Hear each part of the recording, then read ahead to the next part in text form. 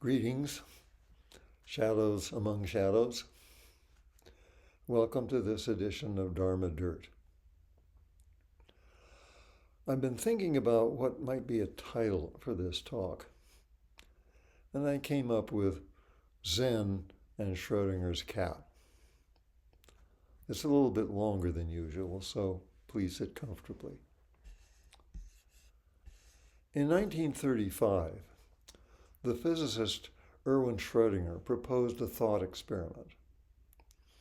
A cat is sealed in a box along with a vial of poison gas.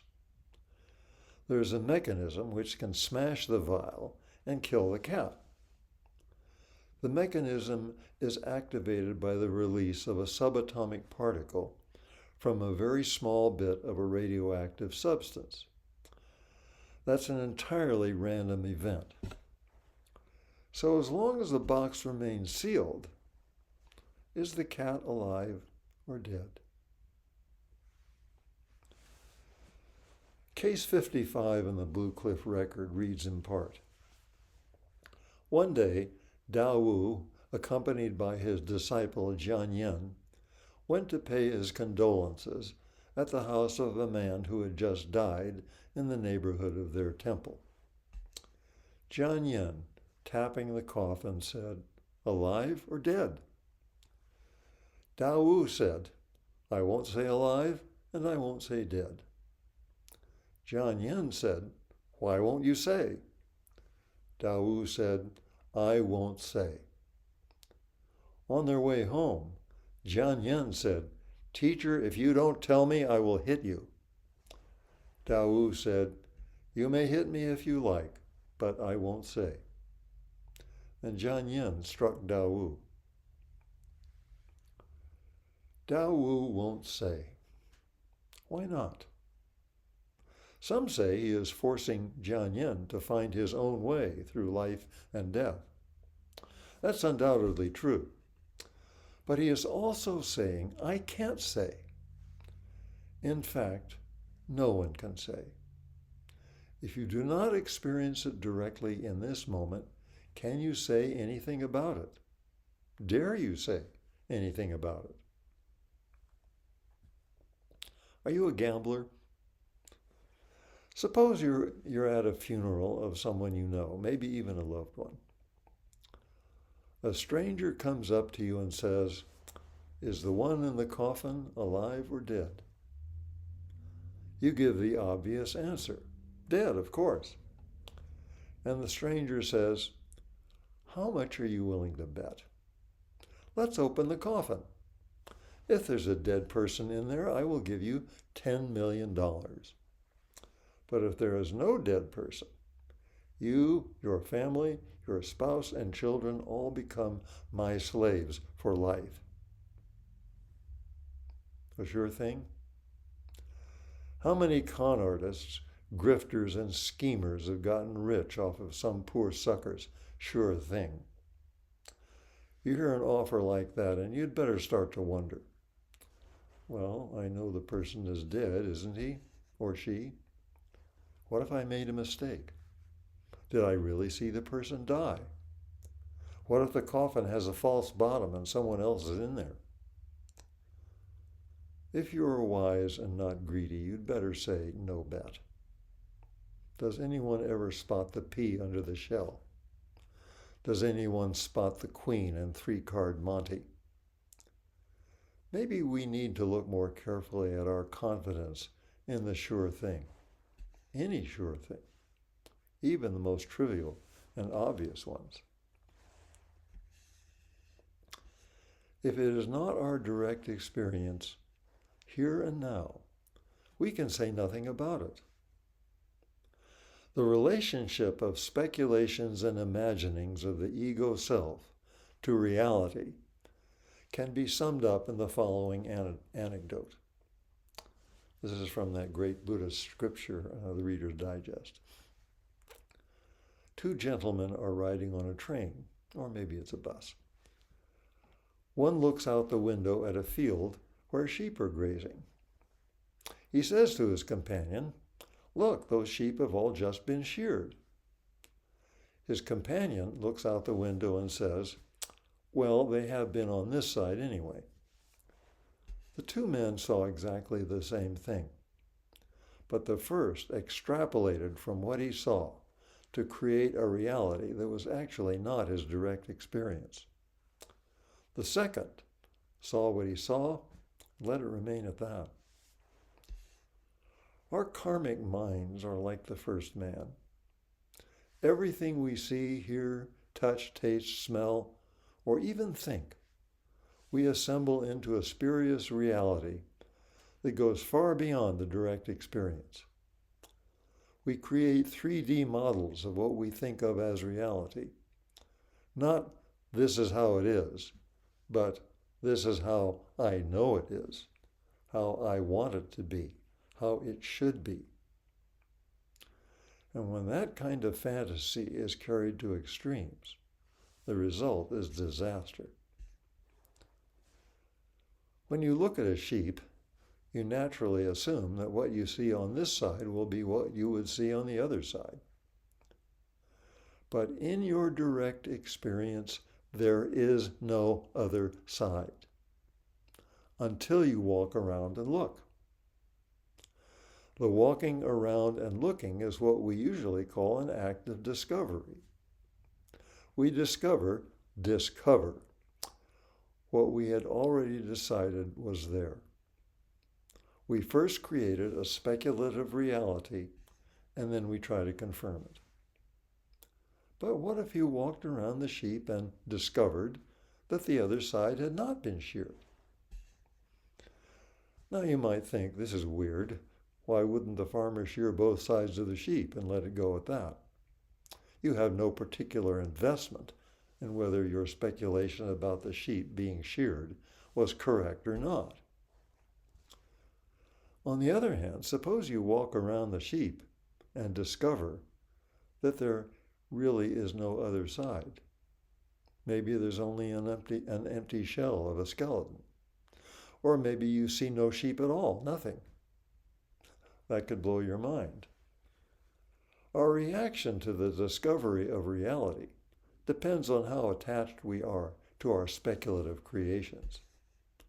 Not being sheared is no big deal. Not being there at all is something else. Schrodinger's experiment was proposed to deal with quantum mechanics and field theory. But from our standpoint, the cat in the box is exactly the same as the other side of the sheep, or the other side of anything. We cannot say it exists or that it does not exist until we experience it directly. We cannot say that the cat is alive. We cannot say it is dead until we open the box. You can pick up the most trivial object, and you can never know what is on the other side, or even if there is another side. Because no matter which way you turn it, you're always only seeing this side. Even when we manipulate thought objects in our minds, we still see only this side. There is always the other side, unknown and unknowable, hidden from our ordinary senses, whether it be a spoon, a pen, a cup, or your own hand. What is the other side of my hand? Does it exist or not? I will never know. What is the other side of sound? Where is the other side of your breath, of a thought? You will never know. But if that is so, what about this side, that which we hear, see, smell, taste, touch? Can we really say that we know it? Can the other side really be other? Consider a door. It has a front and a back. If you try to get rid of the back by shaving away the wood, what happens? The moment the back disappears, so does the front. There can be no front side without a back side. You can't separate the direct experience from the unknown. If that's the case, then can I really say I know this side of my hand? Can I say it exists, that it doesn't exist? And let's not get into sophistry like both exists and doesn't exist, blah, blah, blah. That just earns you 60 blows. My teacher, Danon Henry Roshi, had a cheap pocket watch that he used in Dokusan to illustrate the point. On one side, there were hands and numbers, all the stuff of time and space. The other side was blank, nothing, empty. Just a different aspect of the same watch. Life and death are two aspects of the same reality. If you try to eliminate death, you eliminate life.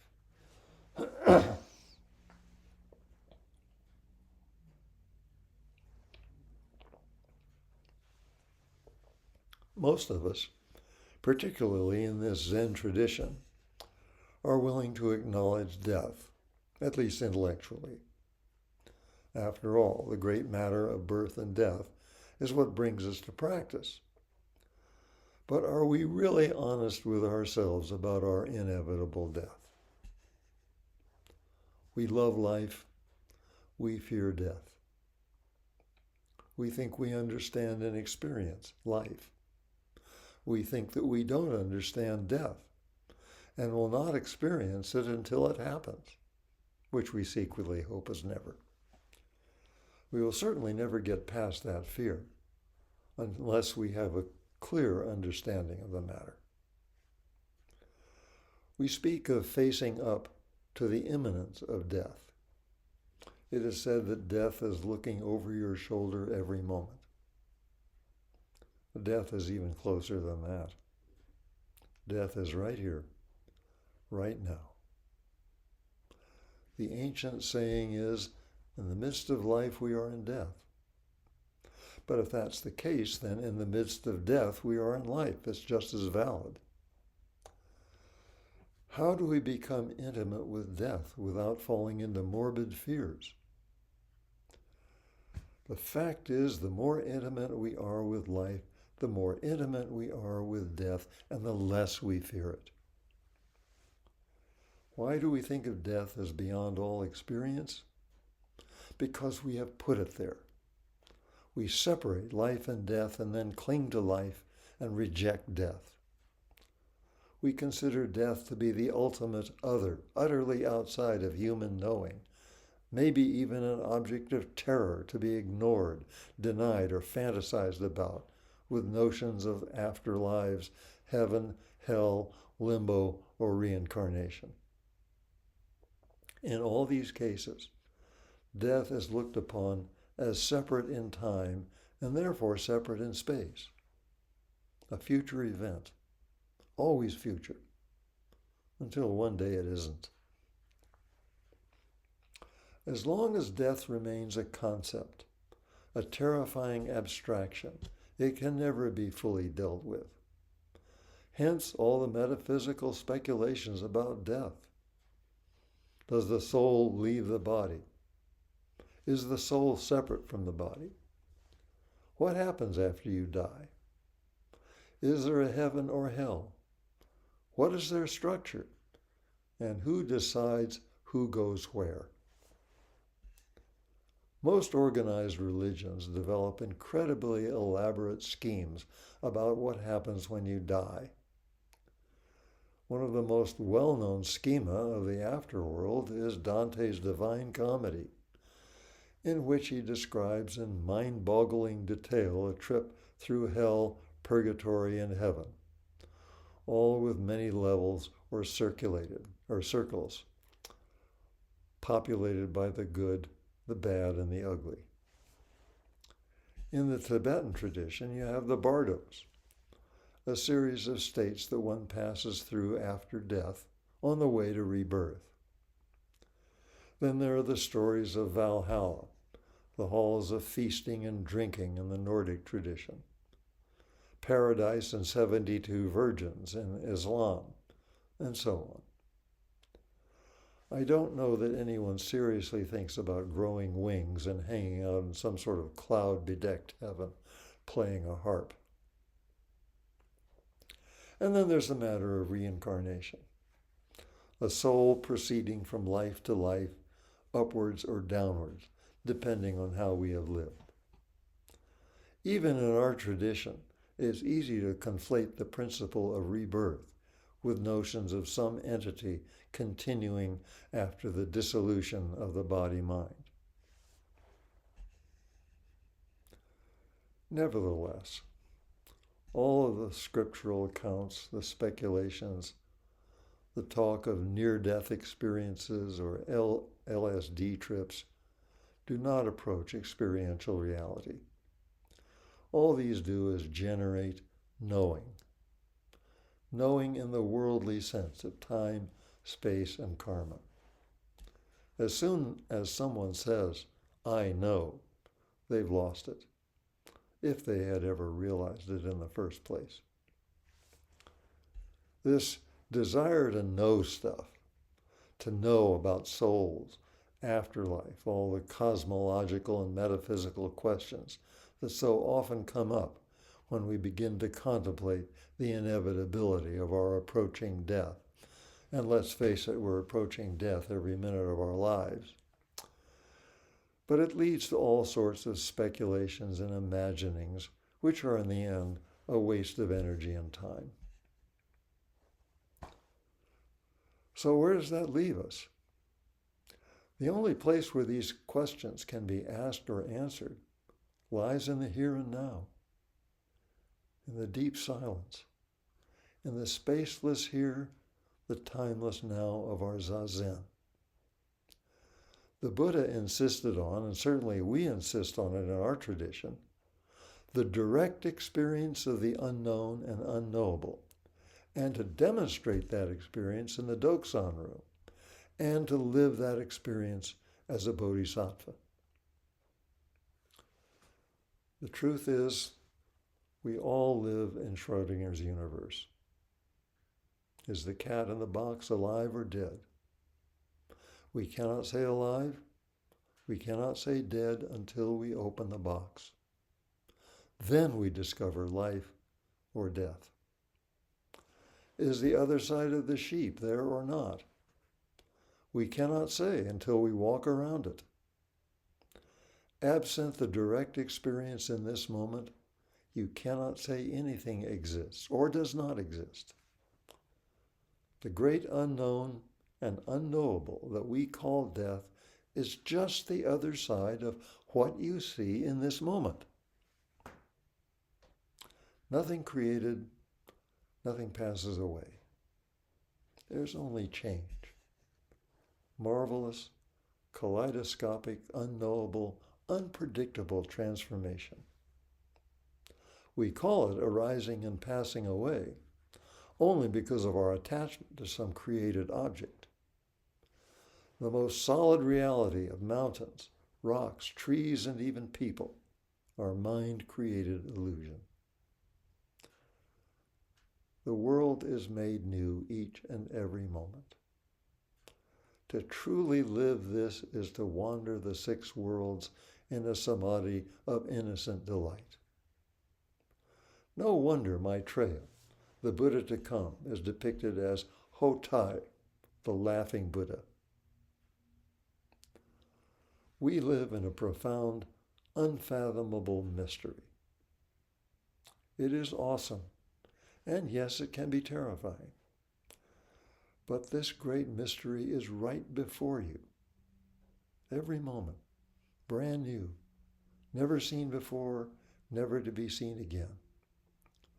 You no longer fall into the memory trap, been there, done that, or the endless boredom or constant restlessness looking for something new in the trivial sense. The ego self desperately wants to know. Knowing in that sense is a prop.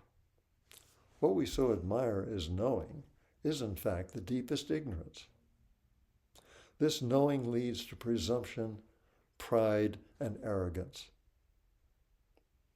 The saying, knowledge is power.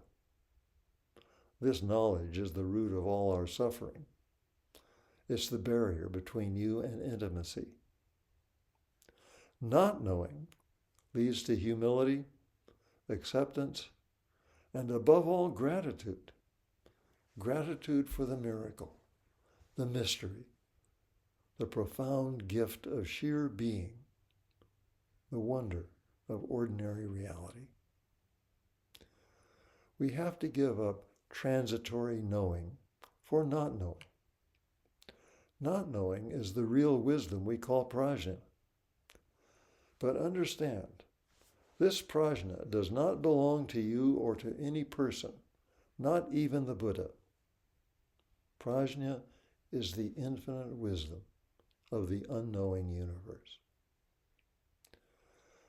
We need to learn to live with the unknown intimately and without fear. Learn to see the great void every moment in our everyday lives without falling into nihilistic despair or a kind of complacency. In the midst of life, we are in death. In the midst of death, we are in life. How wonderful! To live not knowing is to really live. Contemplate what we call death as the other side of your experience in this moment, the other side of the sheep. See clearly that the unknown other side is in no way separate from what you see, hear, taste, touch, smell, and think in this moment. You are life. You are death. Nothing more, nothing less. Practice like that and become truly free. And together with all beings, we realize the great way of not knowing.